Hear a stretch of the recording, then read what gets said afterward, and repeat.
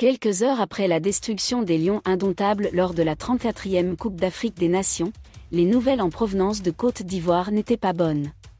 Selon une source bien informée, certains membres du staff technique des Lions indomptables seraient très mécontents de Samuel Eto'o, président de la Fédération camerounaise de football, FECAFOOT.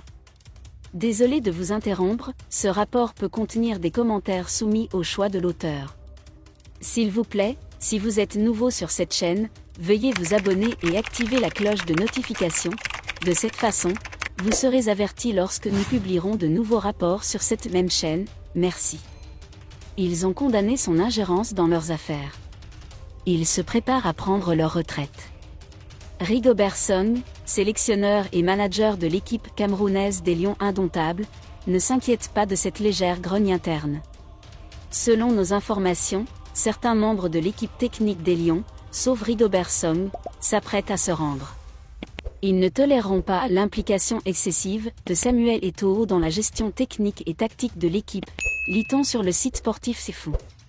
Selon plusieurs sources concordantes, la sélection des joueurs et même le plan de jeu et leurs actions en les 3 derniers matchs des Lions du tournoi ont tous été dictés par Eto'o, le coordinateur des entraînements, devant l'équipement du staff, abasourdi et émerveillé, poursuit le site sportif dont les journalistes étaient présents en Côte d'Ivoire lors la Coupe d'Afrique des Nations 2023. L'économiste Dieudonné Essomba n'est pas entièrement convaincu par l'affaire Bobda.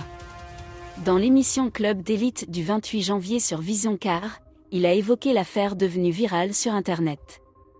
Le fait qu'il existe au Cameroun un grand criminel que les autorités protègent depuis des années, qu'un jour un super-héros des réseaux sociaux décide de le dénoncer est absurde, a attaqué Dieudonné Essomba. Il estime que cette question ne tardera pas à être révélée. Il est convaincu qu'au moins une victime a signalé cet incident au public. Pour convaincre ses collègues de la justesse de son point de vue, il suivit son propre exemple. Il estime que même lui ne peut pas laisser une telle injustice rester impunie si son enfant est violé. Même si le bourreau est riche et lui pauvre, il fera tout ce qui est en son pouvoir pour que cela ne passe pas inaperçu. Soutenu par d'autres orateurs sur la base de nombreuses preuves, il est resté inébranlable dans ses vues. Quel Camerounais, sinon le président, peut arrêter des gens sans discernement et sans inquiétude ? A demandé Dieudonné Essomba. Il convient de noter que le cas de Bobda, considéré par de nombreux observateurs comme un violeur en série, est dans une impasse. Le 24 janvier, la parlementaire du PCRN a rompu son silence avec un bref message sur sa page Facebook après avoir été mentionnée dans le témoignage de Enzi Manto. Notamment, à travers des témoignages, nous avons appris que M. Nourhan Foster est l'ex-petite amie d'Hervé Bobda. Une allégation qu'elle nie avec véhémence. Je tiens à préciser et assurer au public que je n'avais jamais rencontré ni entendu parler de M. Hervé Bob avant sa récente révélation sur les réseaux sociaux. Même si mes activités et fonctions professionnelles m'obligent à avoir des contacts quotidiens avec un certain nombre de Camerounais, a décidé Nourhan Foster. Elle n'a cependant pas manqué d'exprimer sa sympathie pour les victimes de cette affaire incroyable qui a suscité un émoi dans l'opinion publique.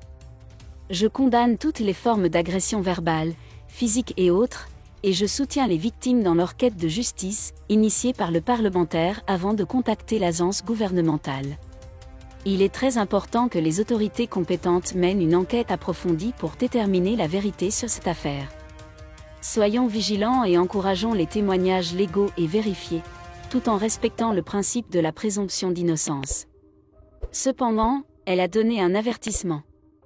Pour Nourhan Foster dans l'affaire Bobda, il est important de savoir révéler les preuves de l'accusation ou des enquêteurs, et de continuer à faire campagne pour établir la justice et la vérité, a appris leblaidparle.com au cours du processus de publication. Merci d'être resté avec nous jusqu'à ce point, comme toujours pour promouvoir la liberté d'expression. Laissez vos opinions à ce reportage dans la section commentaires ci-dessous. Si vous avez aimé cette vidéo, merci de liker, partager, commenter et surtout vous abonner à la chaîne. Et on se retrouve très vite pour une prochaine vidéo.